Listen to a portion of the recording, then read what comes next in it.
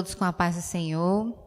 Quero cumprimentar a todos através deste canal de comunicação, aqueles que estão nos acompanhando pela página da Igreja Nova Unção, pela página do Ministério Águios e através do nosso canal do Ministério Águios. Que o Senhor vos abençoe e os que estão aqui presentes também. Amém? Amados, hoje nós vamos iniciar a lição número 5 do nosso discipulado, que tem como tema Descobrindo o Poder de Deus. Ao longo desse discipulado, a gente vem estudando as doutrinas básicas. Começamos com o arrependimento de obras mortas, em seguida estudamos a fé, estudamos a doutrina do batismo, e hoje nós vamos iniciar estudando sobre o poder de Deus. Bem, para iniciar essa lição, eu gostaria de fazer referência ao capítulo 12 de 1 Coríntios, quando o apóstolo Paulo diz: irmãos, quanto aos dons espirituais, não quero que vocês sejam ignorantes. Queridos, durante muito tempo, a Igreja do Senhor, ela ficou privada de desfrutar das manifestações do poder de Deus, porque, infelizmente, Satanás ele colocou na mente das pessoas que a época dos milagres já acabou, já havia acabado. E, infelizmente, muitas igrejas até hoje acreditam nessa mentira lançada pelo inimigo, por Satanás, e elas têm deixado de usufruir do poder de Deus e das manifestações decorrentes desse poder. Mas, ao iniciar essa lição, que nós vamos estudar a partir de agora, que trata do poder de Deus, felizmente, graças a Deus, nós vamos ver que Jesus, ele não mudou. Como está escrito lá em Hebreus, no capítulo 13, versículo 8, diz que Jesus ele é o mesmo ontem, é o mesmo hoje e para sempre. Então, os milagres não acabaram. Os mesmos milagres que Jesus fazia ontem, eles estão disponíveis para nós hoje e amanhã e até a sua vinda. Graças a Deus por isso. Então, eu gostaria de fazer, antes de nós adentrarmos mesmo na lição, fazer uma breve oração aqui para que o Senhor nos ajude com essa nova lição que vamos estar ministrando aqui para vocês.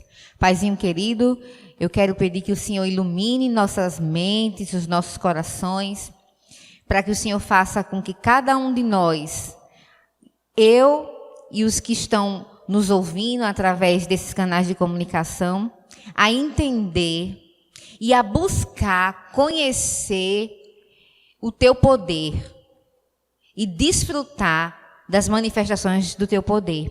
Para que as pessoas, através dessa lição, Senhor, elas possam entender e buscar a importância de estar desfrutando do teu poder e das tuas maravilhas. E que o Senhor tem esse poder disponível para cada um de nós, para cada um dos teus discípulos, Senhor. Nos ajuda a entender, a buscar e a conhecer cada vez mais o teu poder disponível para nós até hoje. Graças a Deus por isso, Senhor. Nós te agradecemos e pedimos que o Senhor nos ilumine nesta noite, em nome de Jesus. Amém. Essa primeira parte que nós vamos ver hoje aqui nessa lição, vamos tratar do tema o Evangelho como poder de Deus. E eu gostaria que, se você puder, aí na sua casa, onde você estiver nos acompanhando, meditar comigo aqui no livro de Gênesis, no capítulo 1, no verso 28, que diz assim: e Deus os abençoou, e Deus lhes disse: frutificai e multiplicai-vos, e enchei a terra, e sujeitai-a, e dominai sobre os peixes do mar, sobre as aves dos céus, e sobre todo animal que se move sobre a terra. Amém? Aqui em Gênesis, nós podemos observar que Deus ele entregou a terra para que o homem dominasse a terra e tudo que nela existia. E toda a criação, ela foi feita pela palavra do poder de Deus. E Deus criou o homem e entregou a terra para que ele dominasse sobre ela. Mas, infelizmente, meus queridos, o pecado afastou o homem da palavra de Deus, afastou o homem do conhecimento de Deus. E esse homem, que era para ser o dominador da terra, né, sujeitar ela, como está escrito aqui em Gênesis, ele acabou dominado. E isso aconteceu porque a mente do homem, né, com o afastamento da palavra de Deus, do conhecimento de Deus da vida do homem, em razão do pecado que Adão e Eva cometeram lá, o pecado da desobediência. Então, em razão de tudo isso, a mente do homem, ela ficou entregue à ignorância. A ignorância tomou conta da mente do homem. O homem, ele não conhecia mais quem ele era, não tinha mais conhecimento de quem ele era e nem de quem Deus era. E aí o homem passa a ser entregue às circunstâncias e ao domínio do mal. Vamos ver o que diz Gênesis, no capítulo 6, versículo 5. Diz assim a palavra de Deus. Gênesis 6, 5. E viu o Senhor que a maldade do homem se multiplicara sobre a terra, e que toda a imaginação dos pensamentos do seu coração era só má continuamente. Então a gente vê aqui que depois que a palavra de Deus, depois que o conhecimento de Deus se afastou do homem em razão do pecado que ele cometeu, a gente vê que a maldade do homem se multiplicara sobre a terra, que seus pensamentos eram maus e que tudo só era má continuamente. Então Deus olhou para a sua criação, que era o homem, e ele não desejou, Deus nunca desejou isso. E ele, preocupado que o homem só era mal o tempo todo, ele não queria que o homem ficasse sob o domínio do mal para sempre. Então, o que foi que Deus planejou? Deus decidiu julgar o homem e decidiu punir o pecado com a morte. Como está escrito lá no livro de Romanos, capítulo 6, versículo 23, que diz que o salário do pecado é a morte. Então, Deus, tentando encontrar uma solução para esse afastamento do homem, porque o homem estava entregue à sua própria ignorância, sem conhecimento da verdade, sem conhecimento de quem ele era, de quem Deus era. Então, Deus decide julgar o homem, punir o pecado, e finalmente, no tempo determinado pelo nosso Pai, Deus, ele traz novamente a palavra de Deus em carne para o mundo. E como foi que Deus trouxe essa palavra de Deus em carne para o mundo? Através de Jesus Cristo, seu Filho. Jesus Cristo, ele veio, trouxe novamente a vida eterna, uma vez perdida lá no Éden, quando Adão e Eva pecaram, eles perderam o direito da vida eterna. Jesus Cristo vem em carne para a terra, trazendo novamente a vida eterna, o conhecimento de Deus, para que o homem passe da condição de dominado para dominador, para que o homem passe a dominar novamente, e que o homem pudesse ser transportado do reino da ignorância, das trevas, para o reino da verdade. Então, esse foi o plano de Deus. Julgar o homem, punir o pecado, trouxe Jesus Cristo como o seu conhecimento, a sua palavra para a terra, para transportar o homem do reino da ignorância, do império das trevas, para o reino de Deus, para que o seu reino fosse novamente restabelecido na terra. Amém? O poder de Deus ministrado através do Evangelho.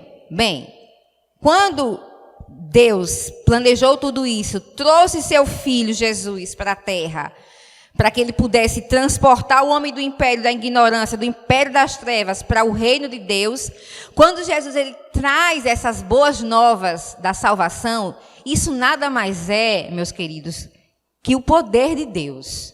Essas boas novas de salvação nada mais são que o poder de Deus para salvar o homem, para trazer o homem do império das trevas para o reino de Deus. Olha o que diz Colossenses no capítulo 1, versículo 3. pois ele nos resgatou do domínio das trevas e nos transportou para o reino do seu Filho amado. Amém? Então, quando Jesus Cristo ele traz as boas novas de salvação, ele também faz esse transporte do homem, do pecado, para o reino de Deus. E isso é efetuado através do poder de Deus, somente através do poder de Deus. A salvação vinda com Jesus Cristo, ela é de graça, né? Nós conseguimos a salvação por meio da graça através de Jesus. Mas ela não foi de graça, vamos assim dizer. Jesus Cristo ele teve que pagar o preço, né? Jesus passou pelo sacrifício, ele foi para o Calvário, então não foi algo de graça, teve um preço a salvação. Nós não precisamos pagar por ela, mas ela não foi de graça, houve um sacrifício para isso. E isso só foi possível graças ao poder de Deus. Porque quando Jesus estava na cruz do Calvário, ele morreu e ele ressuscitou, para que acontecesse a ressurreição, foi preciso ser liberado muito poder para que isso pudesse acontecer, para a ressurreição de Jesus Cristo. Efésios, no capítulo 1, verso 20 e 21, diz assim, que esse poder que foi liberado lá na ressurreição de Cristo, manifestou em Cristo, ressuscitando-o dos mortos e pondo-o à sua direita nos céus, acima de todo principado e poder e potestade e domínio e de todo nome que se nomeia, não só neste século, mas também no vindouro. Somente pelo poder de Deus é que o homem ele pode ser salvo. Somente através do poder de Deus é que esse homem pode ser transformado lá do império da ignorância, das trevas, do pecado, para o reino de Deus, somente pelo poder de Deus. Não existe convicções humanas, argumentações racionais, não existe sabedoria do homem que possa convencer o homem da justiça, do pecado e do juízo. Não existe nenhuma argumentação humana que possa convencer o homem de que ele necessita de Cristo. Fazer com que ele entenda que ele precisa nascer de novo. Fazer com que ele entenda de que ele precisa confessar Jesus como seu Senhor e Salvador. Todas essas coisas, elas só são possíveis através do poder de Deus. Nós somos apenas canais, instrumentos para pregar a palavra. Mas é através do poder de Deus que o homem é convencido de que ele necessita de Cristo. Que o homem ele é convencido de que ele precisa de Jesus para que ele possa adentrar no reino de Deus. Isso só é feito através do poder de Deus, não através das minhas palavras humanas. Romanos, no capítulo 1, verso 16, o apóstolo Paulo disse o seguinte: porque eu não me envergonho do evangelho de Cristo, pois é poder de Deus para a salvação de todo aquele que crê, primeiro do judeu e também do grego. Amém? Aqui o apóstolo Paulo está dizendo que o evangelho de Cristo, que é a parte que nós estamos estudando, que o evangelho é poder de Deus, o apóstolo Paulo está dizendo que não se envergonha do evangelho de Cristo, pois é poder de Deus para a salvação. Então esse evangelho é poder de Deus para a salvação. Essa palavra poder aqui, nessa referência bíblica, ela foi traduzida da palavra grega dunamis, que significa força, poder, habilidade, poder dado, poder para operar milagres. E agora vem uma parte bastante interessante. Essa mesma palavrinha grega, dunamis, ela é utilizada em várias versões bíblicas que estão relacionadas a milagres. E aí você pode parar e pensar, poder e milagres tem alguma coisa a ver? Tudo a ver. Milagre tem tudo a ver com poder. E é por isso que o apóstolo Paulo, lá no início do capítulo 12 de 1 Coríntios, ele disse assim: irmãos, quanto aos dons espirituais, onde muitas vezes, através desses dons espirituais, nós visualizamos milagres, ele diz: não quero que vocês sejam ignorantes. É preciso nós entendermos que milagre tem tudo a ver com o poder de Deus. E aí, eu quero adentrar em outra questão, né, que é essa questão dos milagres. Religião. Toda religião ou uma religião, ela é baseada em filosofias criadas pelos homens. Mas o evangelho, ele não é baseado em filosofia humana. Existe muita gente que até tem dificuldade de se achegar a Cristo, de entender as verdades bíblicas por causa dessas filosofias humanas. O evangelho, ele é baseado no poder de Deus. Ele não é baseado em lógicas que nós vemos nos livros, em autores filosóficos. Não, ele é baseado no poder de Deus. E esse poder, ele é necessário para que possa gerar em nós fé. Aquela fé genuína. É necessário esse poder. E isso muitas vezes acontece quando nós visualizamos os milagres. Vamos ver o que diz aí em 1 Coríntios, no capítulo 2, do versículo 4 ao 5.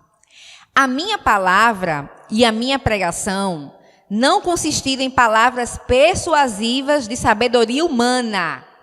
Olha aqui o apóstolo Paulo dizendo, elas não consistiram em palavras persuasivas de sabedoria humana, mas em demonstração do Espírito e de poder, para que a vossa fé não se apoiasse em sabedoria dos homens, mas no poder de Deus. Vocês estão observando aqui que o evangelho é baseado no poder de Deus. A nossa fé ela é gerada pelo poder de Deus e não por sabedoria humana, não por filosofia humana, não por argumentação racional. Amém? O ministério de Jesus Cristo aqui na terra foi curto, mas foi espetacular. E ele foi acompanhado, baseado de milagres. Onde Jesus passava, nós víamos Jesus operando milagres. Tudo que Jesus pregava foi comprovado através dos milagres que ele mesmo efetuava. E com os discípulos, depois que Jesus morreu e ressuscitou e ascendeu ao trono de Deus, os discípulos que estavam com Cristo também continuaram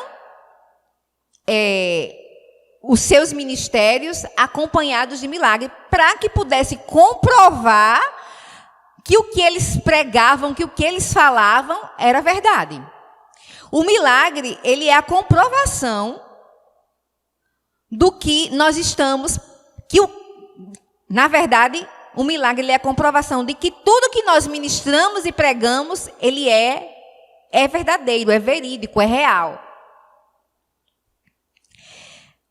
E o maior de todos os sinais que Deus que nós podemos exemplificar é a própria ressurreição de Jesus Cristo, que é o fundamento da nossa fé. Nós ouvimos falar de Jesus. Jesus, quando ele estava aqui na terra, ele pregou que ele ia morrer e que ele ia ressuscitar ao terceiro dia e que ele estaria ao trono de Deus. E isso aconteceu. Graças a Deus, lá onde Jesus foi morto e enterrado, não tem mais o corpo dele. Glória a Deus por isso. Aleluia. Ele provou, através do grande milagre da ressurreição, de que tudo que ele pregou aqui na terra era verdadeiro. Vocês estão conseguindo entender a relação entre poder e milagre? Os milagres, eles possuem um efeito de fazer com que as pessoas, elas passem a ouvir e dar credibilidade a tudo que nós pregamos. Porque quando as pessoas visualizam o milagre e elas já têm ouvido alguém falar que Deus tem poder para fazer isso, Jesus tem poder para fazer aquilo. Quando elas visualizam os milagres, elas dão crédito à pregação da palavra. Foi o que aconteceu naquela época, que acontece hoje e que ainda vai acontecer. Quando nós estamos pregando, nós estamos falando da teoria. Mas quando os milagres eles são visualizados, eles são efetuados, as pessoas estão vendo a teoria na prática. E isso gera fé. Por isso que a fé ela é gerada pelo poder de Deus. E os milagres são necessários para que isso aconteça também. Vejamos isso na vida do evangelista Felipe, lá em Atos, no capítulo 8, versículo 6. Diz assim a palavra de Deus: E as multidões, unanimemente, prestavam atenção ao que Filipe dizia, porque ouviam e viam os sinais que ele fazia. Estão vendo aqui, amados? As multidões, unanimemente, a Bíblia foi bem enfática. As multidões, unanimemente, prestavam atenção. Elas estavam ali prestando atenção na pregação de Filipe, porque ouviam e viam os sinais que ele fazia.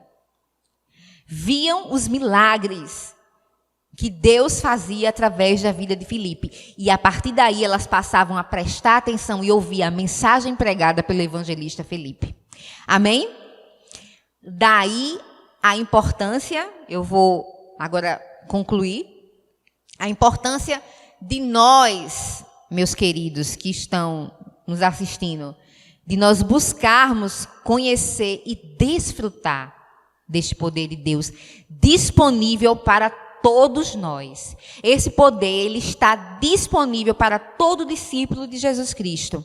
E por isso que é importante nós buscarmos conhecer esse poder, desfrutar desse poder, para termos uma vida de bênção, uma vida de vitória e poder pregar a mensagem do Evangelho, que é poder de Deus, como dizia o apóstolo Paulo, e poder pregar essa mensagem cheios do poder no Espírito Santo do Senhor. Amém? Que Deus possa ter abençoado a tua vida através desta ministração. E eu desejo verdadeiramente que você, a partir de hoje, passe a buscar o poder de Deus, passe a desejar que esse poder seja derramado na sua vida, meu querido. Até a próxima, com a graça do nosso Salvador. Amém.